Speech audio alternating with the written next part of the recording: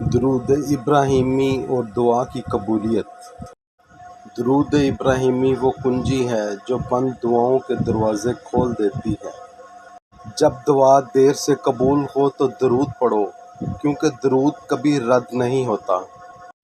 فرشتے اس دعا کو اللہ تک نہیں پہنچاتے جس پر درود نہ پڑھا گیا ہو۔ امام شافعی۔ درود شریف دعا کو آسمان کی سیڑھی پر چڑھا دیتا ہے۔ درود ابراہیمی پڑھو، کیونکہ یہ وہ عطا ہے جو رب نے خود سکھائی ہے۔ درود دل کی اداسی کو خوشی میں بدلنے والی سب سے حسین دعا ہے۔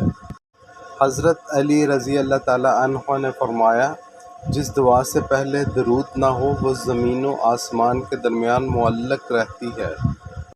درود پاک محبت کی وہ زبان ہے جو سیدھی عرش تک جاتی ہے۔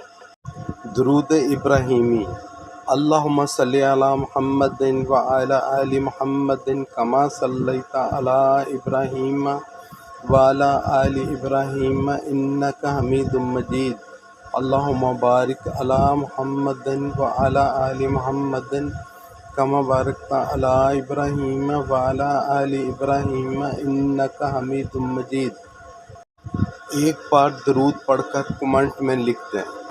پڑھنے کے لیے شکریہ۔ اسی طرح کی پوسٹ دیکھنے کے لیے فالو کریں۔